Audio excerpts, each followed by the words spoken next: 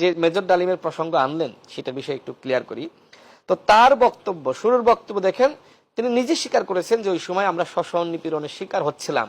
তার মানে কি? তার মানে যুদ্ধ ছিল অনিবার্য, স্বাধীনতা ছিল অনিবার্য, এইটা নিয়ে কোনো বিতর্ক নাই।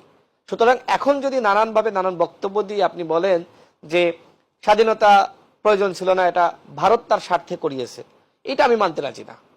আপনি নিশ্চয়ই এখন দেখছেন যে এই যে স্বাধীনতা অনিবার্য ছিল বাংলাদেশের, সুতরাং কেউ যদি ইনিয়ে বিনিয়ে ওই পাকিস্তানের পক্ষে ছাপাই গায়, আমি মনে করি যে তার একটা রাজনৈতিক এজেন্ডা আছে, সেটা দেশীয় না, সেটা আন্তর্জাতিক চক্রান্ত তার মধ্যে আছে। সে ইনিয়ে বিনিয়ে এটি প্রমাণ করতে চায় যে পাকিস্তানে তো ভালো ছিলাম। যদি বিষয়টা এরকম হয়, শেষ করি, এরকম কি কেউ বলেছে হয়তো ভারতের আধিপত্যবাদের বিরুদ্ধে বলছে কিন্তু পাকিস্তান ভালো ছিল, এই বক্তব্য মনে হয় না বাংলাদেশের কোনো মানুষ কিংবা কোনো রাজনৈতিক দল বলে? এখন কিছু কিছু মানুষ প্রমাণ করার চেষ্টা করছে যে আসলে আমরা পাকিস্তান আমলেই ভালো ছিলাম, ভারত তার স্বার্থে আমাদের দুই পাকিস্তান আলাদা করেছে যাতে করে আমাদেরকে শোষণ করতে পারে, এই ধরনের বয়ান সৃষ্টি করার চক্রান্ত করছে। কিন্তু আসলে বিষয়টা এরকম না। আপনি একবার কল্পনা করেন তো, আপনি একটি স্বাধীন ভূখণ্ড পেয়েছেন, আপনি একটি স্বাধীন দেশের নাগরিক, তো এইটা ভালো হইলো নাকি আসলে আপনি স্বায়ত্তশাসিত একটি ভূখণ্ডের নাগরিক হইতেন সেটা ভালো হইলো?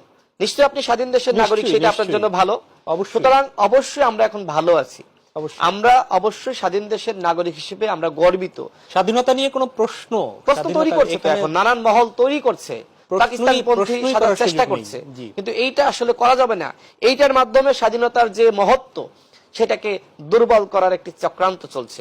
আমি এই দেশের তরুণ প্রজন্মকে বলবো, সাধারণ মানুষকে বলবো, ৭১কে নিয়ে বিতর্ক সৃষ্টি করার পায়তারা আপনারা রুখে দেন। ৭১কে নিয়ে কোনো বিতর্ক সৃষ্টি করা যাবে না। যদি আপনি বিতর্ক সৃষ্টি করেন তাহলে আপনাকে কিন্তু মনে রাখতে হবে এই ভূখণ্ডকে আপনি অস্বীকার করছেন।